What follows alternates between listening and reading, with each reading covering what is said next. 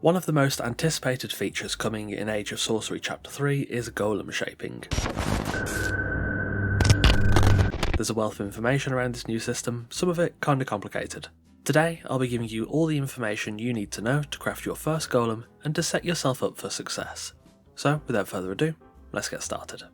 The only strict prerequisite of golem crafting is to learn the relevant feat. Head over to Master Carver Huang at Metcamosis Spire or at the Camp of the Castaways on Siptar and learn the Golem Constructor feat from him. It's also a good idea to know how to craft stuff like alchemical base, stone consolidant, steel, etc. It's not a hard requirement, but many of the resources you'll learn to craft throughout the game are commonly used in golem crafting. The first step to building a golem is to gather parts. There are 3 tiers, which are stone, iron and crystalline. Other types exist like iron slag and tarnished iron, but they are cosmetic overrides from either the battle pass or the bazaar. There are 6 parts for each golem, a head, a torso, 2 legs and 2 arms, and you can mix and match the tier of the pieces. You can even omit the head and arms if you like, though I wouldn't recommend it. It is always worth building a full golem.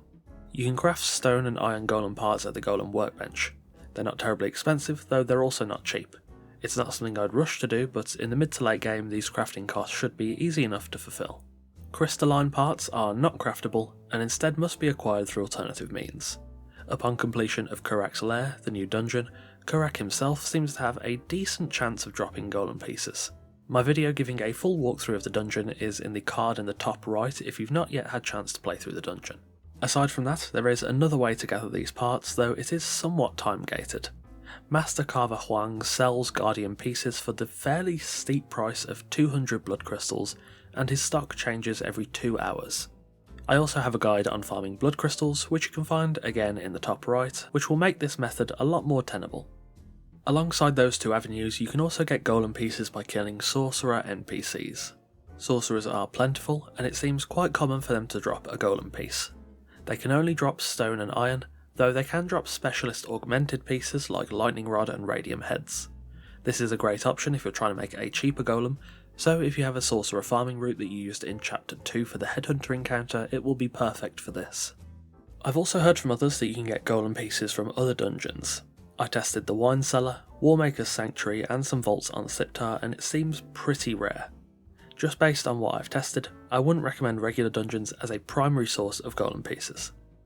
When it comes to the mechanics, golems have health, armour, inventory size and damage. Inventory size is dictated by the torso, whereas everything else comes from a combination of parts, scaling to the quality of the components you're using.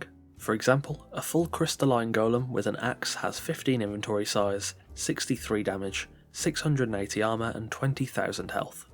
That's all fine and dandy, however, there is one downside.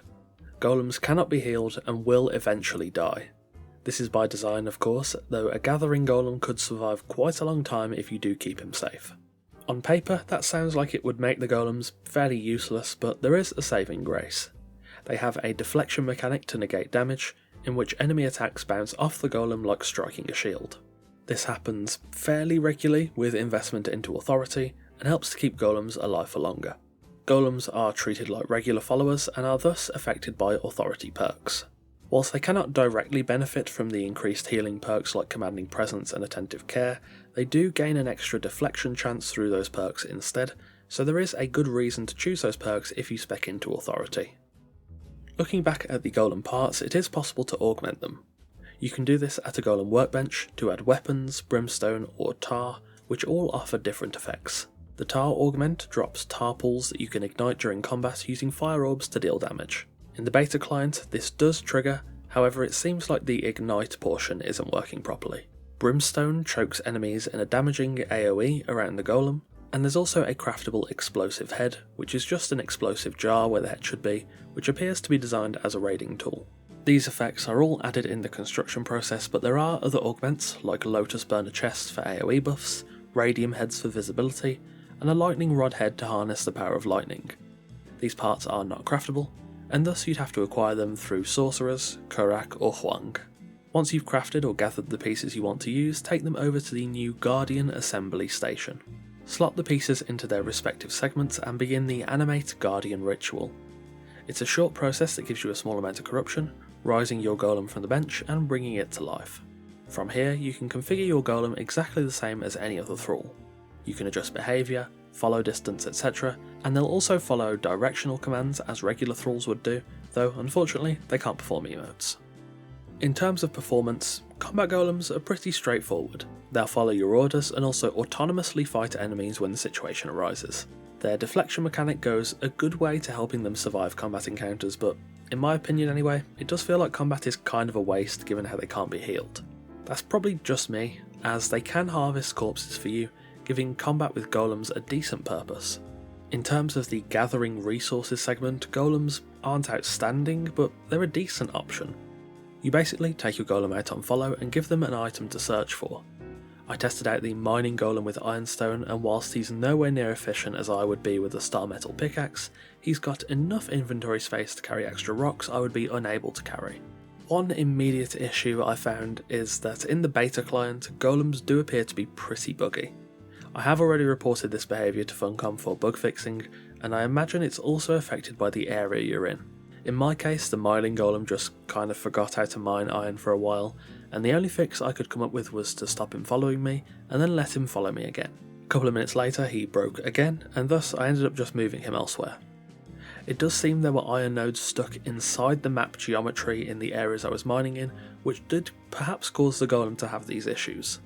At one point the golem also started mining regular rocks rather than ironstone, which do have the potential to drop small amounts of ironstone, but I feel like mining golems should only ever harvest the primary source of the item it's given, like iron rocks rather than regular ones.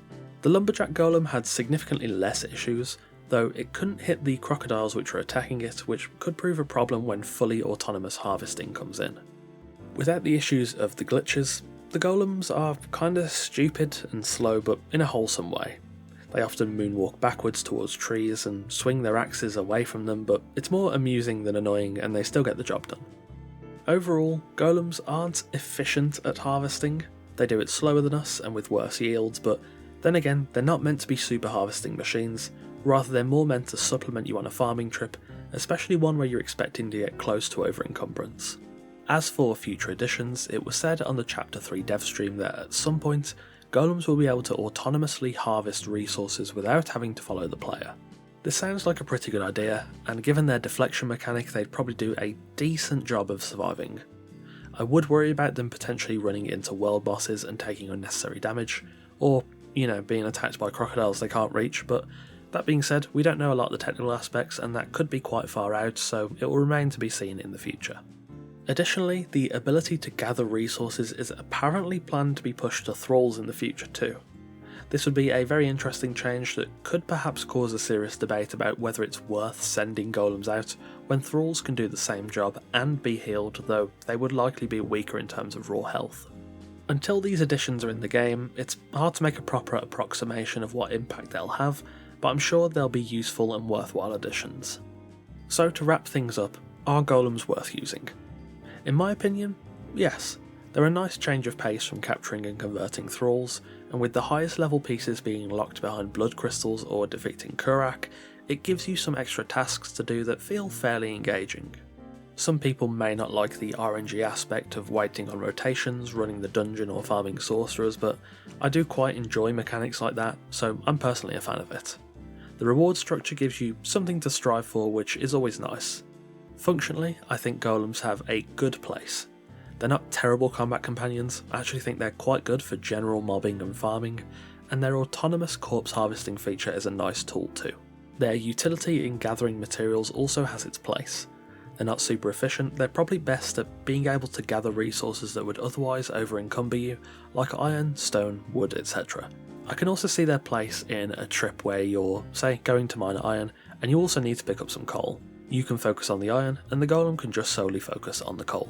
However, that being said, the behaviour of the mining golem is pretty buggy due to undermap resources it can't reach, and the lumberjack golem is unable to fight back against foes like salamanders and crocodiles, both of which are glaring issues. Golems in general seem a little buggy in a few different aspects currently. Again, I've personally reported these issues to Funcom, and hopefully they get resolved sooner rather than later. Thank you for watching. Despite the current issues, I still think golems are a good addition to the game, though of course I'd like to hear your take on them in the comments below. As always, a massive thank you to our esteemed coffee cultists for continuing to support the channel over on Patreon. Again, thanks for watching, take care, and I'll see you soon.